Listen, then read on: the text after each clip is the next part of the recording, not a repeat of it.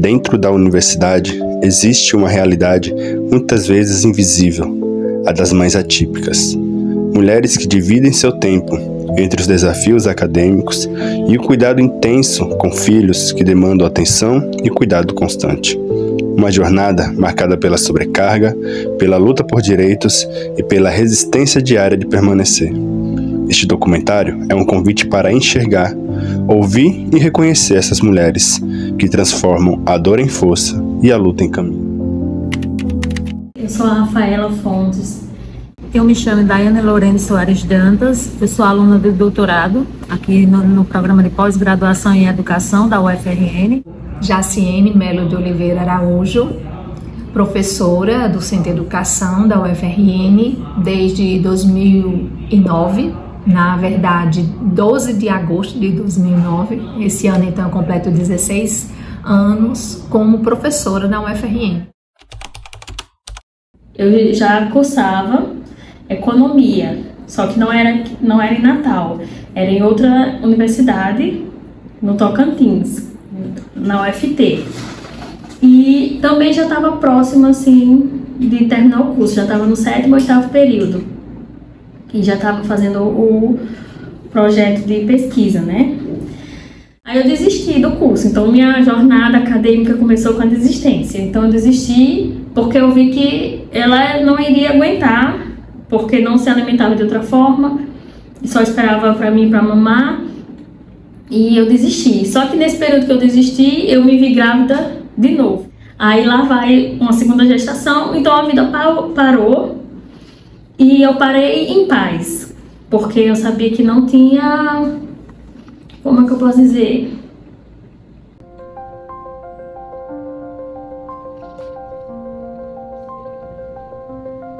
Eu sabia que era a minha melhor escolha, porque não existia outra, assim, uma graduação, não existia um título que fosse substituir eles. Foi muito bom para mim, assim, a pandemia, olhando exclusivamente pelo lado das minhas necessidades, no sentido de que nos primeiros semestres, nos 2 primeiros semestres, eu não precisei vir para a faculdade. Fiz o ensino remoto. Então, para mim foi bom, porque eu conseguia estudar em casa, conseguia acompanhar as aulas, sem precisar ter que sair, ter que ficar preocupada com quem que eu ia deixar os meninos, como que ia ser.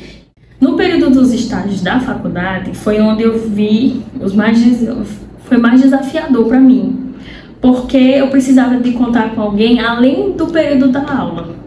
Então, ou seja, além do período da tarde, que é o período que eu estudo, eu ia precisar de alguém para ficar com eles de manhã, para eu poder ir para o estágio.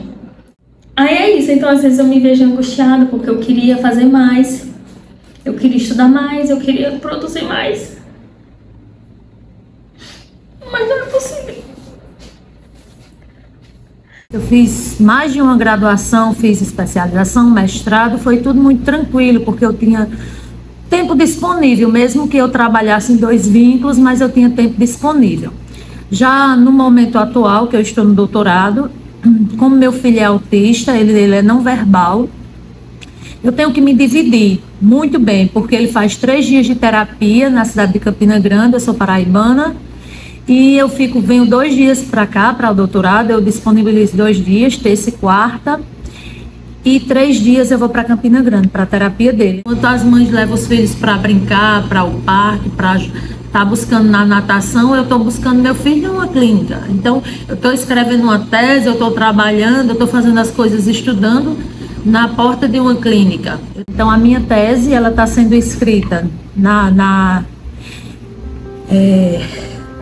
espera das clínicas e também quando ele dorme, porque é muito difícil conciliar as crises dele e a escrita.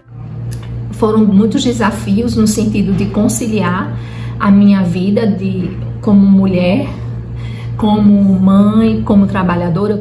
Eu estive na vice-coordenação do curso de pedagogia à distância, né? Tive em outros cargos de chefia, como a coordenação do programa de formação continuada, e agora na coordenação do curso de Pedagogia Presencial, né? E aí, assim, eu sempre procurava dar pausas e intervalos nesses cargos de chefia, porque é muito pesado. Mas eu fiz questão também de, na minha vida profissional, não me abster das oportunidades que a gente tem, dando desculpas no sentido assim, porque eu tenho um filho e não, né? Então me permitir também viver e experimentar essas situações e também encarar os limites e possibilidades dessa situação. E dizer, né, que ser mãe de uma pessoa com especificidade, no caso o autismo, me fez também ser uma pessoa mais sensível. Hoje a gente vê que essas mães fazem de tudo para chegarem na universidade. Então a gente consegue ver aí muitas leis no que diz respeito ao acesso. Então a gente vê cotas, ações afirmativas que dizem para ter o acesso à educação, ao ensino superior. Mas quando a gente vê em relação à permanência, a gente vê que existe sim algumas bolsas para ofertar, seja a parte de alimentação, a parte de residência, né, para que eles permaneçam na universidade, para que elas permaneçam na universidade, mas no que diz respeito ao sucesso. Então, a gente sabe que a carga de estudo é pesada, seja na graduação, na pós-graduação, e quem fica com essas crianças, para que essas mães consigam finalizar os estudos. Quando diz respeito a crianças típicas, não é fácil. E quando diz respeito a crianças atípicas, temos profissionais capacitados para poder permanecer com essas crianças enquanto essas mães precisam concluir a sua graduação, a sua pós-graduação.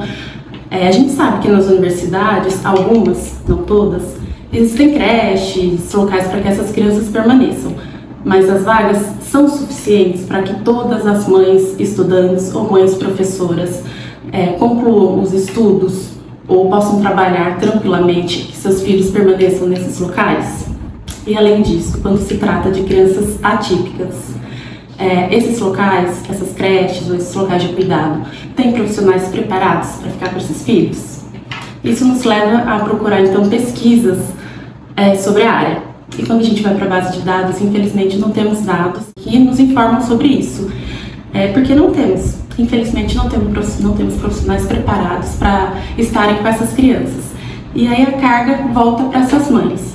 Então a gente encontra aí dados que, infelizmente, essas mães não conseguem concluir os estudos, muitas vezes não finalizam, como eu disse, ou permanecem muito tempo até serem ou jubiladas, ou desistirem realmente do curso, então não conseguem concluir. E aí elas voltam o quê? Para cuidar desses filhos.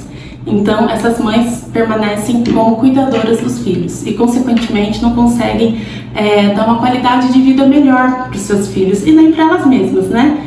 Essa mãe que precisa trabalhar para ofertar o mínimo, que seja o alimento dessa criança. A gente não está falando nem sobre uma intervenção, a gente está falando sobre sobrevivência, sobre alimentação. Então essa mãe precisa deixar de estudar para poder ofertar o alimento para o seu filho. Será que hoje as políticas públicas estão sendo suficientes para ofertar acesso, permanência e sucesso para mães, principalmente atípicas, dentro de universidades públicas, particulares, brasileiras? Eu não pedia, né?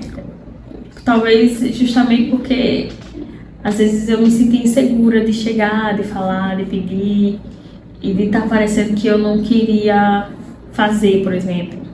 Então eu tinha um certo medo de expor essas necessidades. Agora, mas no final não, eu exponho mais. Mas as pessoas que eu partilhei, que eu falei, que eu disse que eu não tinha condições, que eu estava com dificuldade, as professoras foram solícitas, ajudaram, orientaram, deram algumas possibilidades, né? Inclusive a professora Débora Nunes foi uma delas. A questão assim da universidade, né? Diversas aulas eu sempre falo que sou mãe atípica e tal. O programa nunca me procurou, nem a universidade, nada. É só mais as professoras em que eu relato na sala e que elas me acolhem. Na época ainda não tinha legislação vigente em relação a esse direito da mulher trabalhadora, por exemplo, pedir redução de carga horária. Então eu nunca tive redução de carga horária, nem tenho até hoje, né? A possibilidade de deixar eles ou com minha mãe ou com minha sogra, de ficar dividindo. e saiu o resultado em abril que a minha mãe está com Alzheimer.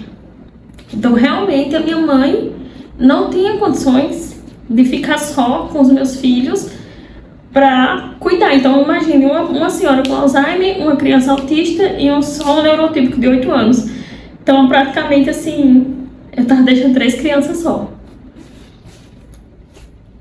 Mas eu ainda hoje estou deixando, porque eu não tenho outra possibilidade e eu preciso terminar o curso. Até para ficar com ele, até rede de apoio, eu praticamente não tenho. Só minha sogra que enfrenta, porque ela já conhece ele, então ela fica com ele os 2 dias que eu estou aqui somente para estudar. Eu tenho que estar revezando entre eu e meu esposo para levar para terapia, para levar para, né, esse acompanhamento que é semanal. Então, por vezes, né, tinha situação que nem eu nem meu esposo podia levar, então ele simplesmente faltava, né? Antes, quando eu entrei no curso de pedagogia, eu dizia que eu queria entrar para trabalhar em clínica. Só que depois que eu conheci a Débora Nunes e comecei a trabalhar com ela na área da pesquisa, aí hoje eu digo que eu quero a área da pesquisa.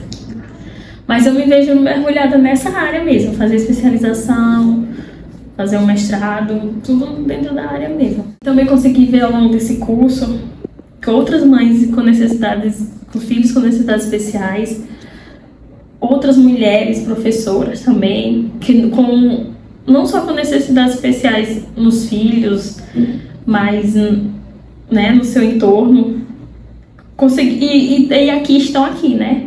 Estão estudando, estão trabalhando, estão vivendo, assim, dentro das suas realidades, dentro dos seus potenciais, dentro das suas limitações.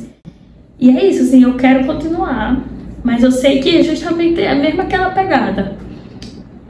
Vendo o meu tempo, vendo o tempo daqueles que estão comigo.